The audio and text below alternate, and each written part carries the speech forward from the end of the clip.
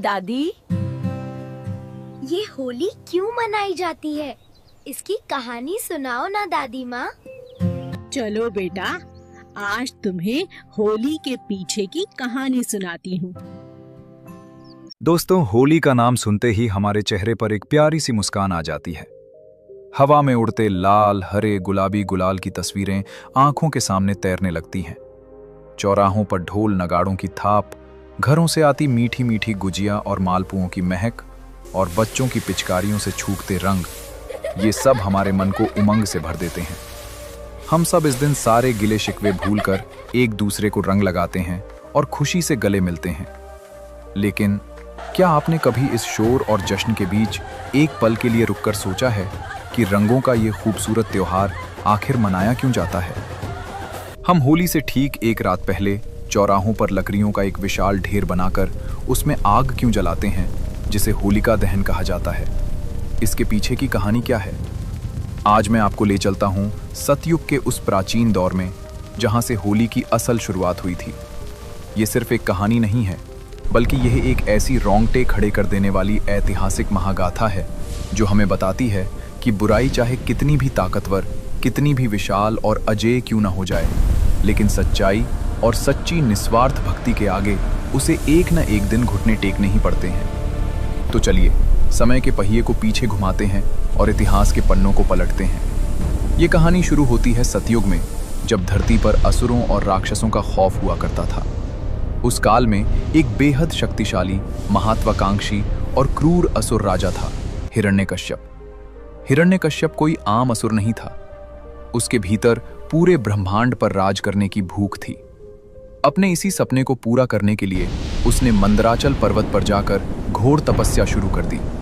उसकी तपस्या इतनी कठोर थी कि वो सालों तक बिना कुछ खाए पिए एक पैर पर खड़ा रहा। दीमकों ने उसके शरीर पर अपना घर बना लिया, चींटियों ने उसका मांस खा लिया, और उसके शरीर से निकलने वाली तपस्या की आग से तीनों लोग जलने लगे। आखिरकार सृष्टि के रचयिता भगवान ब्रह्मा को उसकी तपस्या से प्रसन्न होकर उसके सामने प्रकट होना ही पड़ा। ब्रह्मा जी ने जब उससे वरदान मांगने को कहा, तो हिरण्यकश्यप ने बड़ी ही चालाकी से एक ऐसा अनोखा वरदान मांगा जिसने उसे तकनीकी रूप से लगभग अमर बना दिया। वरदान ये था कि उसे न तो ब्रह्मा जी की बनाई कोई रचना मार सके, न कोई इंसान मार सके, और न ही कोई जानवर। न वो दिन में मरे, न रात में मरे, न वो घर के अंदर मरे, न बाहर मरे, न धरती पर उसकी मृत्यु हो, न आसमान में, और न ही किसी भी अस्त्र या शस्त्र से उसकी जान जाए। इस अभेद्य वरदान को पाकर हिरण्यकश्यप का अहंकार 7वें आसमान पर पहुंच गया। उसे लगने लगा कि अब तो स्वयं मृत्यु भी उसका कुछ नहीं बिगाड़ सकती। वरदान मिलते ही उसने स्वर्ग पर आक्रमण कर दिया, देवताओं को हरा दिया और देवराज इंद्र का सिंहासन छीन लिया। वो खुद को ही तीनों लोकों का भगवान मानने लगा। हिरण्यकश्यप बोले, हा, अब इस पूरे ब्रह्मांड में मुझसे अधिक शक्तिशाली, मुझसे अधिक बलवान कोई नहीं है। देव, दानव, यक्ष, गंधर्व सभी अब मेरे चरणों की धूल हैं। मैंने मृत्यु को भी अपने अधीन कर लिया है। मृत्यु अब मेरी गुलाम है। आज से मेरे राज्य में, मेरे इन तीनों लोकों में कोई भी उस विष्णु की पूजा नहीं करेगा। विष्णु मेरा सबसे बड़ा शत्रु है, जिसने छल से मेरे भाई हिरण्याक्ष का वध किया था। जो भी भूल से भी विष्णु का नाम लेगा, उसकी जीभ काट दी जाएगी। आज से इस पूरे संसार का केवल एक ही ईश्वर है, एक ही पालनहार है, एक ही भगवान है, और वो हूं मैं, सर्वशक्तिमान हिरण्यकश्यप। हर मंदिर में केवल मेरी मूर्ति स्थापित होगी, मेरी ही आरती उतारी जाएगी। सभी प्रजा केवल मेरी वंदना करेगी। जो मेरी आज्ञा का उल्लंघन करेगा, उसे मृत्यु से भी भयानक दंड दिया जाएगा। हिरण्यकश्यप के इस खौफनाक आदेश और डर से पूरे राज्य में हाहाकार मच गया। डर के मारे लोग भगवान विष्णु का नाम भूलकर, विवश होकर हिरण्यकश्यप की पूजा करने लगे। धरती पर चारों तरफ अधर्म और अन्याय का अंधेरा छा गया। लेकिन कहते हैं ना कि जब अंधेरा सबसे घना होता है, तभी सवेरा होता है। नियति का खेल देखिए। उसी अहंकारी और क्रूर राजा के घर में, उसी के महल में एक ऐसे बालक ने जन्म लिया जो जन्म से ही भगवान विष्णु का परम भक्त था। उस बालक का नाम था प्रहलाद। जब प्रहलाद अपनी माता कयाधु के गर्भ में था, तभी देवर्षि नारद ने उन्हें भगवान विष्णु की महिमा और भक्ति का ज्ञान दिया था। इसीलिए प्रहलाद बचपन से ही शांत, दयालु और भगवान विष्णु की भक्ति में पूरी तरह लीन रहने वाला बालक था। उसे राक्षसों वाले खेल पसंद नहीं थे। वो तो बस आंखें बंद करके नारायण नारायण जपता रहता था। जब हिरण्यकश्यप को अपने गुप्तचरों से ये पता चला कि उसका अपना सगा बेटा, उसका ही खून, उसके सबसे बड़े दुश्मन यानी विष्णु का नाम जपता है, तो उसका क्रोध भड़क उठा। उसे लगा कि ये उसके लिए एक बहुत बड़ा अपमान है। एक दिन हिरण्यकश्यप ने प्रहलाद को प्यार से अपनी गोद में बिठाया और पूछा, पुत्र, तुम्हें इस संसार में सबसे अच्छी विद्या कौन सी लगती है? प्रहलाद ने मासूमियत से जवाब दिया, पिताश्री, जो लोग संसार के झूठे मोह माया को छोड़कर भगवान श्री हरि की शरण में चले जाते हैं, वही सबसे श्रेष्ठ हैं। ये सुनते ही हिरण्यकश्यप ने प्रहलाद को झटके से गोद से नीचे फेंक दिया। उसने प्रहलाद को कई बार समझाने की कोशिश की, उसे डराया, धमकाया, गुरुओं से उसे राक्षसी विद्या पढ़ाने को कहा, लेकिन प्रहलाद की भक्ति अडिग थी। हिरण्यकश्यप बोले, प्रहलाद, मूर्ख प्रहलाद, मेरे पुत्र होकर, मेरे ही खून होकर तुम उस कायर विष्णु का नाम क्यों जपते हो? जिस विष्णु ने धोखे से तुम्हारे चाचा हिरण्याक्ष का वध किया था, तुम उसी हत्यारे के गुण गाते हो। तुम्हारी इतनी हिम्मत? मूर्ख बालक, अपने अज्ञान के पर्दे हटाओ, अपनी आंखें खोलो और देखो, मैं ही इस सृष्टि का पालनहार हूं। मैंने घोर तपस्या करके ब्रह्मा से अमृतत्व का वरदान पाया है। ये हवा जो तुम सांस ले रहे हो, ये पानी जो तुम पीते हो, ये आग, सब मेरे इशारे पर चलते हैं। मृत्यु मेरे दरवाजे पर पहरा देती है। उस कायर विष्णु को छोड़ो और मेरी पूजा करो प्रहलाद। प्रहलाद बोले, पिताश्री, आप भ्रम में हैं। अहंकार ने आपकी आंखों पर पट्टी बांध दी है। ये शरीर, ये ताकत, ये राजपाट और ये सत्ता सब नश्वर है, एक दिन मिट्टी में मिल जाएगा। अमर तो केवल मेरे नारायण हैं। ये हवा, ये जल, ये सूर्य, ये चांद, सब उन्हीं की मर्जी से चल रहे हैं। भगवान विष्णु सिर्फ एक देवता नहीं है, वो तो इस चराचर जगत के कण कण में बसे हैं। वो उस खंभे में हैं, वो इस जमीन में हैं, वो आपके भीतर भी हैं और मेरे भीतर भी हैं। उनसे कोई कुछ नहीं छिपा सकता। मेरा ये जीवन उन्हीं को समर्पित है पिताश्री। ओम नमो भगवते वासुदेवाय नमः। ओम नमो भगवते वासुदेवाय नमः। अपने ही बेटे के मुंह से विष्णु का नाम सुनकर हिरण्यकश्यप का क्रोध ज्वालामुखी की तरह फट पड़ा। उसकी आंखें लाल हो गईं, मुट्ठियां भिंच गईं और उसकी एक दहाड़ से पूरा महल थर्रा उठा। मेरा शत्रु, मेरा सबसे बड़ा दुश्मन विष्णु और मेरा ही खून उसका गुणगान कर रहा है। उसने फैसला किया कि जो बेटा उसकी बात नहीं मान सकता, जो उसके दुश्मन को अपना भगवान मानता है, उसे जीवित रहने का कोई अधिकार नहीं है। राजधर्म और पिता के मोह से ऊपर उठकर अब उसके सिर पर सिर्फ और सिर्फ अहंकार का भूत सवार था। यहां से शुरू हुआ क्रूरता का एक ऐसा सिलसिला जिसे सुनकर आज भी रूह कांप जाती है। एक पिता जो रक्षक होना चाहिए था, वही सबसे बड़ा भक्षक बन गया। हिरण्यकश्यप ने अपने ही मासूम कोमल से बेटे को मारने के लिए एक से बढ़कर एक खौफनाक तरीके अपनाए। सबसे पहले उसने अपने क्रूर सैनिकों को आदेश दिया कि प्रहलाद को राज्य के सबसे ऊंचे पहाड़ की चोटी पर ले जाया जाए और वहां से नीचे नुकीले पत्थरों की खाई में फेंक दिया जाए। सैनिकों ने ऐसा ही किया। उस नन्हे से बालक को घसीटते हुए पहाड़ पर ले गए और बिना किसी दया के उसे नीचे धकेल दिया। लेकिन ये क्या, प्रहलाद के चेहरे पर खौफ की एक लकीर तक नहीं थी। वो हवा में तेजी से नीचे गिरते हुए भी मुस्कुरा रहा था। उसकी आंखें बंद थीं और होठों पर सिर्फ एक ही जाप था और वह नारायण का ध्यान कर रहा था। धरती के कठोर पत्थरों पर गिरने से पहले ही हवाओं ने उसका रास्ता मोड़ दिया। भगवान विष्णु ने उसे फूलों की तरह अपनी बाहों में सुरक्षित थाम लिया। जब सैनिक नीचे पहुंचे तो देखा प्रहलाद मिट्टी में खेल रहा था। प्रहलाद को एक खरोंच तक नहीं आई। ये खबर सुनकर हिरण्यकश्यप बौखला गया। उसका अहंकार चूर चूर हो रहा था। उसने एक नई चाल चली। उसने प्रहलाद को एक पागल और खूंखार हाथी के पैरों तले कुचलवाने की कोशिश की। एक ऐसा हाथी जिसे कई दिनों से भूखा रखा गया था, जो जंजीरें तोड़कर चिंगाड़ रहा था। जब उस विशाल जानवर को प्रहलाद की तरफ छोड़ा गया तो देखने वालों की सांसें अटक गईं। जमीन कांपने लगी। लेकिन हाथी प्रहलाद के पास आते ही शांत हो गया। प्रहलाद के तेज और भक्ति ने उस जानवर के क्रोध को हर लिया था और उसने अपनी सूंड से प्रहलाद के चरण स्पर्श कर लिए। हिरण्यकश्यप का पागलपन अब अपनी सीमा पार कर चुका था। इसके बाद प्रहलाद को भूखे जहरीले सांपों के बीच एक अंधेरी कोठरी में छोड़ दिया गया, एक ऐसी जगह जहां एक दंश ही किसी की भी जान लेने के लिए काफी था। मगर वो सांप जो काल का रूप थे, वो भी प्रहलाद के लिए एक रक्षक बनकर उसके चारों ओर बैठ गए, मानो शेषनाग स्वयं उसकी रक्षा कर रहे हों। जब इस पर भी बात नहीं बनी तो प्रहलाद को जहर दिया गया, एक ऐसा हलाहल जहर जिसका रंग देखकर ही इंसान दम तोड़ दे।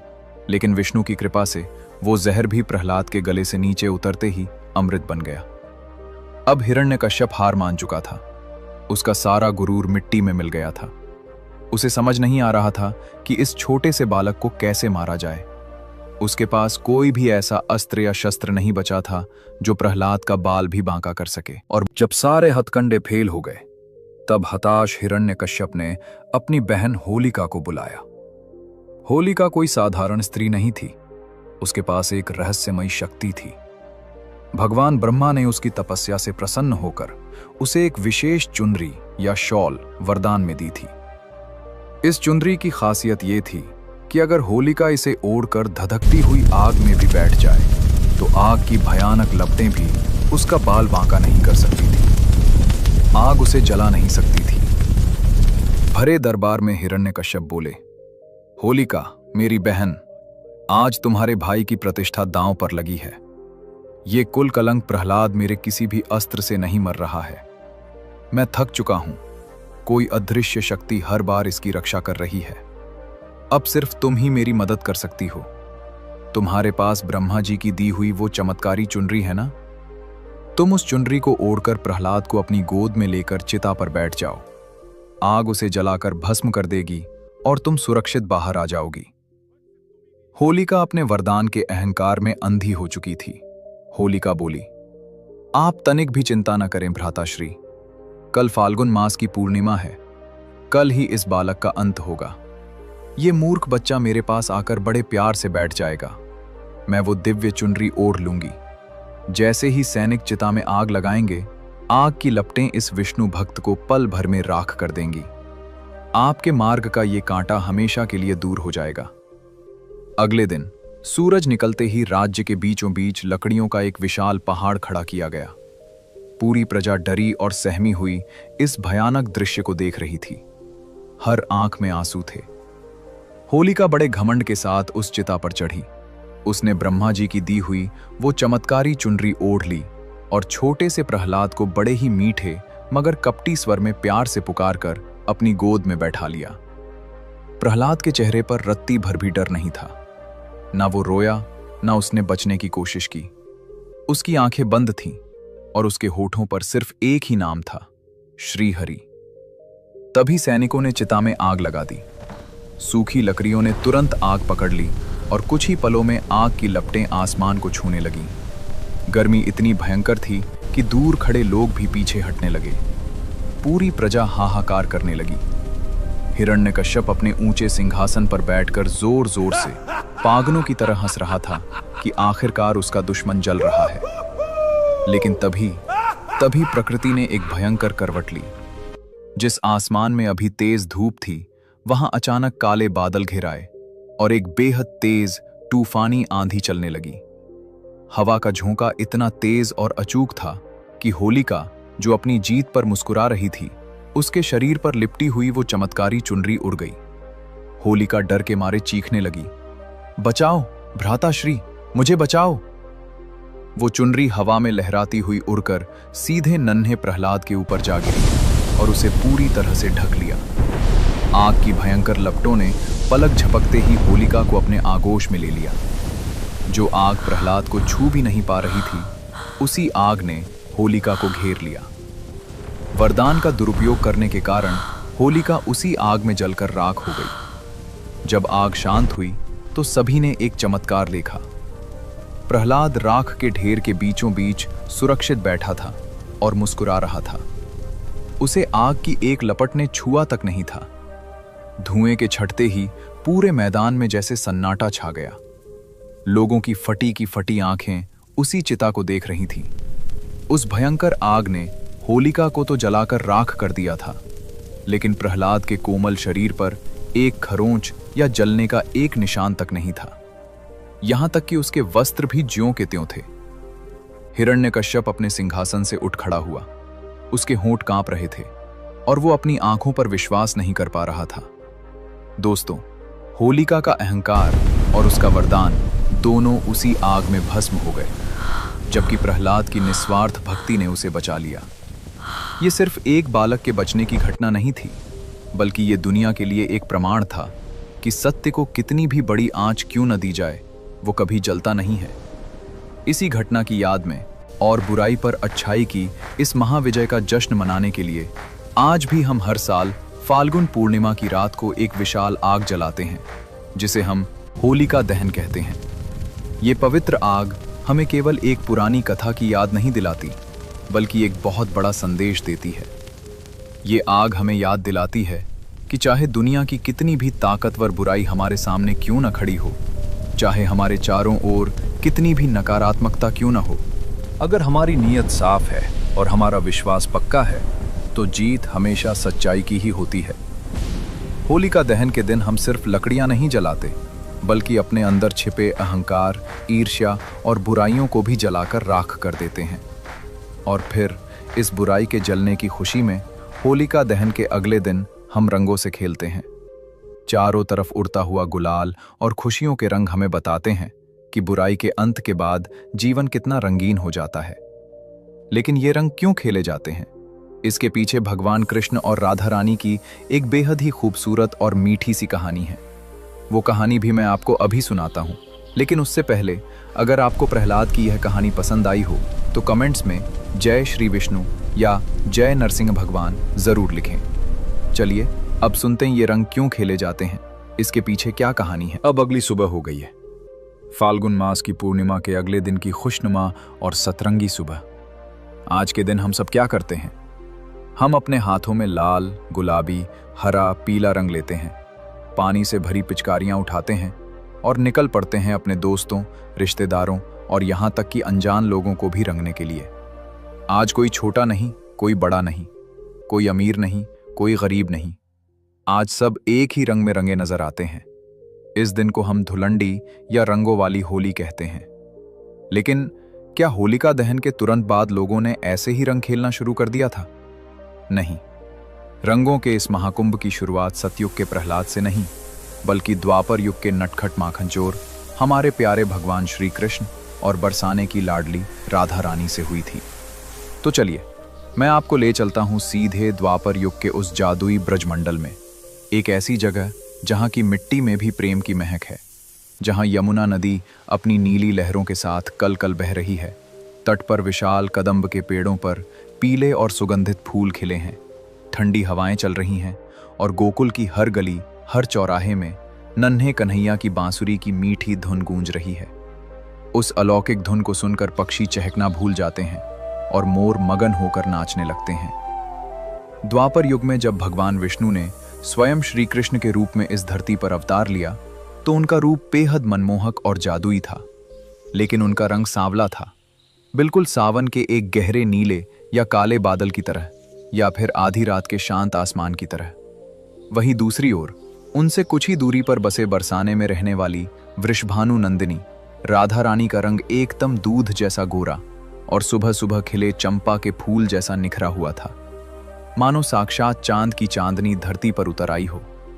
कृष्ण जब छोटे थे तो वे अपने सखाओं के साथ अपनी गायें चराते चराते अक्सर यमुना पार करके बरसाने की तरफ निकल जाया करते थे।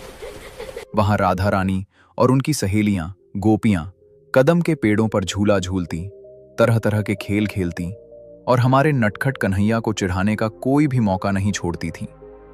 कन्हैया को राधा रानी बहुत प्रिय थीं। वे उन्हें छुप छुप कर देखा करते थे, लेकिन उनके मन में अपने सांवले रंग को लेकर एक मासूम सी प्यारी सी शिकायत हमेशा रहती थी, जो गोपियों की हंसी सुनकर और बढ़ जाती थी। एक दिन फाल्गुन का ही महीना था। बसंत ऋतु के आने से पूरे वृंदावन का रूप ही बदल गया था। चारों तरफ पलाश और टेसू के लाल लाल और नारंगी फूल ऐसे खिले हुए थे मानो पूरे जंगल में किसी ने आग लगा दी हो। हवा में एक अजीब सा खुमार था। श्री कृष्ण उदास होकर यमुना नदी के किनारे एक पत्थर पर बैठे थे और शांत पानी में अपनी परछाई देख रहे थे। उन्हें बार बार राधा का चमकता हुआ गोरा मुखड़ा और गोपियों की वो हंसी याद आ रही थी। वे अचानक उदास हो गए। उनकी आंखों में नमी आ गई और वे दौड़े दौड़े बिना पीछे देखे अपनी यशोदा मैया के पास नंद भवन की ओर चल पड़े। नंद भवन पहुंचकर देखा तो यशोदा मैया आंगन में बैठी एक बड़े से मिट्टी के बर्तन में मथानी से माखन निकाल रही थीं। कन्हैया की पायल की छम छम सुनकर मैया ने पीछे मुड़कर देखा। कन्हैया बिना कुछ बोले दौड़कर अपनी मैया की गोद में छिप गए, उनका आंचल कसकर पकड़ लिया और अपना मुंह फुलाकर बैठ गए। मैया ने जब अपने लाडले को, पूरे ब्रह्मांड के स्वामी को, इस तरह एक साधारण बालक की तरह रूठा हुआ देखा तो उनका दिल पसीज गया। उन्होंने प्यार से कान्हा का माथा चूमा और पूछा, क्या हुआ मेरे लाल, किसने मेरे कान्हा को रुलाया? कृष्ण अपनी बड़ी बड़ी आंखों में आंसू भरकर मासूमियत से बोले, मैया तू मुझे आज सच सच बता, तू तो इतनी गोरी है, नंद बाबा भी गोरे हैं, बलराम दाऊ भी एकदम सफेद हैं, और बरसाने वाली वह वृषभानु की बेटी राधा, वो भी एकदम चंपा के फूल जैसी गोरी है। फिर मैं ही ऐसा सांवला क्यों हूं? क्या मैं तेरा अपना लाला नहीं हूं मैया? क्या तूने मुझे कहीं से मोल लिया है? प्रकृति ने मेरे साथ ही ऐसा भेदभाव क्यों किया है?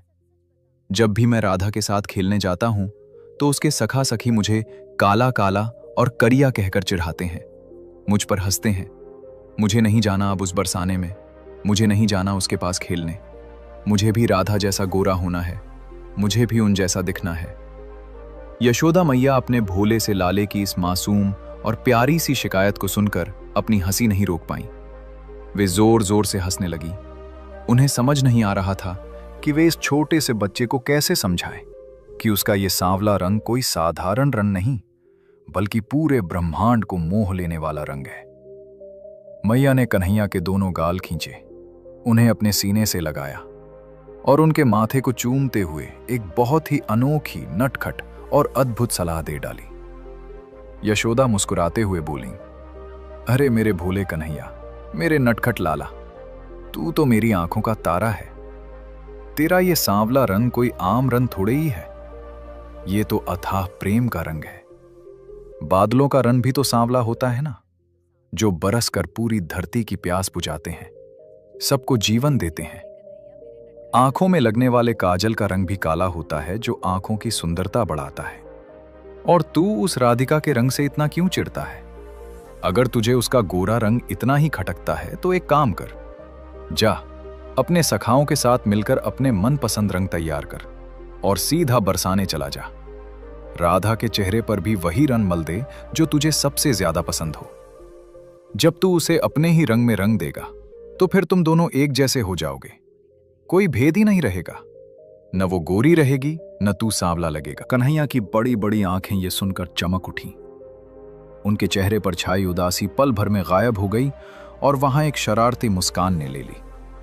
मैया की ये तरकीब उनके नटखट मन को बहुत भा गई। बस फिर क्या था, कन्हैया ने अपनी बांसुरी कमर में खोसी, अपना पीतांबर कसा और घर से बाहर निकलकर जोर से अपने ग्वाल बालों को आवाज लगाई, ओ मनसुखा, ओ श्रीदामा, सुबल, जल्दी आओ, आज तो बरसाने पर चढ़ाई करनी है, आज तो उस राधिका को रंगना है। श्री कृष्ण की आवाज सुनकर उनके सभी दोस्त दौड़ते हुए आ गए। उन्होंने मिलकर जंगल की ओर दौड़ लगा दी और पेड़ों से चुन चुनकर पलाश और टेसू के लाल नारंगी फूल तोड़े। उन ढेरों फूलों को बड़े बड़े कड़ावों में रात भर पानी में उबाला गया, जिससे एक बेहद खूबसूरत प्राकृतिक खुशबूदार और पक्का लाल रंग तैयार हुआ। इसके साथ ही उन्होंने माथे पर लगाने वाले चंदन के पाउडर, कीमती केसर और ताजे गुलाब की पंखुड़ियों को पीसकर पीला और गुलाबी गुलाल बनाया। इस सारी तैयारी के बीच कन्हैया के चेहरे पर एक गजब की चमक थी। रंग तैयार होने के बाद दूर से ही रंग फेंकने के लिए कन्हैया ने बांस की पोरियों को काटकर उनसे लंबी लंबी पिचकारियां भी तैयार कर ली।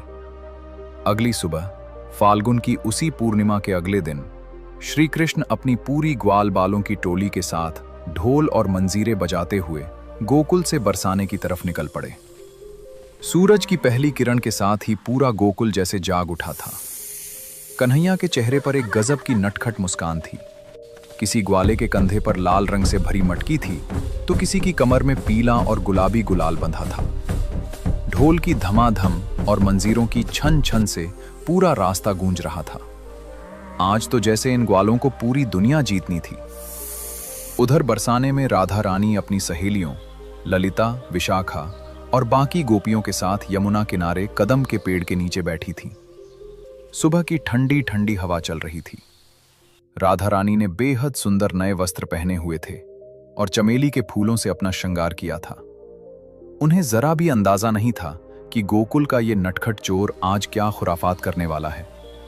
वो तो अपनी सखियों के साथ मीठी मीठी बातों में मगन थीं। तभी हवा में एक जानी पहचानी सी बांसुरी की धुन तैरने लगी। अचानक पेड़ों के पीछे से श्री कृष्ण अपनी टोली के साथ प्रकट हुए। इससे पहले कि राधा रानी कुछ समझ पाती या संभल पाती, कृष्ण ने एक शरारती मुस्कान के साथ अपनी बांस की पिचकारी उठाई और राधा के उस गोरे चांद जैसे चेहरे पर लाल टेसू के रंग की एक जोरदार धार छोड़ दी। छपाक की आवाज हुई और राधा का पूरा चेहरा, उनके सुंदर वस्त्र और उनके बालों में लगा चमेली का गजरा, सब कुछ लाल रंग में भीग गया। कृष्ण के इशारे पर उनके सखाओं ने भी अपनी अपनी मटकियां खोल दी और गोपियों पर गुलाल उड़ाना शुरू कर दिया। देखते ही देखते पूरा आसमान लाल, पीले और गुलाबी बादलों से भर गया, मानो आसमान में एक साथ कई इंद्रधनुष उतर आए हों। राधा रानी पहले तो एकदम अवाक रह गईं। फिर जब उन्होंने कन्हैया को जोर जोर से हंसते और चिढ़ाते देखा तो उनका भी नटखटपन जाग उठा। राधा अपने भीगे हुए दुपट्टे को झटकते हुए बोली, अरे कान्हा, ये क्या उधम है? मेरे इन सुंदर नए वस्त्रों को तूने लाल पीला कर दिया, और ये मेरे गालों पर क्या मल दिया है तूने? मेरी आंखों में रंग जा रहा है। तू खुद तो सांवला है और अब मुझे भी अपने जैसा बना दिया। ठहर जा नटखट माखन चोर, आज तो मैं तुझे नहीं छोड़ूंगी। ललिता, विशाखा, जल्दी आओ। आज इस गोकुल वाले को हम भी इसके मनपसंद रंग में रंग देंगे। उठाओ रंग, और कोई भी ग्वाला आज यहां से बिना रंगे वापस नहीं जाना चाहिए। आज इन्हें पता चलना चाहिए कि बरसाने की गोपियां भी किसी से कम नहीं हैं। कृष्ण अपने दोनों हाथ कमर पर रखकर ठहाका लगाते हुए बोले, राधे, आज तो बुरा ना मानो, आज तो होली है। मैया ने ही कहा था कि तेरा घमंड तोड़ने के लिए मैं तुझे अपने रंग में रंग दूं। अब देख, हम दोनों बिल्कुल एक जैसे लग रहे हैं। न कोई गोरा रहा, न कोई सांवला। आज से सिर्फ और सिर्फ प्रेम का रंग है। हिम्मत है तो मुझे पकड़ कर दिखाओ बरसाने वालियों। इसके बाद जो हुआ वो इतिहास बन गया। राधा रानी और गोपियों ने भी कृष्ण और उनके दोस्तों पर पलटवार किया। गोपियों ने अपने पास रखे सुगंधित गुलाल से कान्हा को पूरी तरह नहला दिया। लेकिन बात सिर्फ रंगों पर नहीं रुकी। गोपियों ने रंग तो डाला ही, साथ ही कृष्ण और उनके दोस्तों को मजा चखाने के लिए प्रेम से उन पर रंग समाज के सारे भेदभाव मिटाकर हम सबको एक समान बना देते हैं। यशोदा मैया के उस छोटे से सुझाव और कन्हैया की उस प्यारी सी शरारत ने हमें दुनिया का सबसे खूबसूरत और जीवंत त्योहार दे दिया, हमारी प्यारी होली। तो इस बार जब आप होली खेलें तो सिर्फ किसी के गालों पर रंग ना लगाएं, बल्कि अपने दिलों के सारे भेदभाव, सारी कड़वाहट और सारे गिले शिकवे उसी रंग में घोलकर हमेशा के लिए मिटा दें। किसी रूठे हुए को मना लें, किसी अजनबी को अपना बना लें, क्योंकि जब दिल के तार जुड़ते हैं तभी होली का असली रंग निखर कर आता है।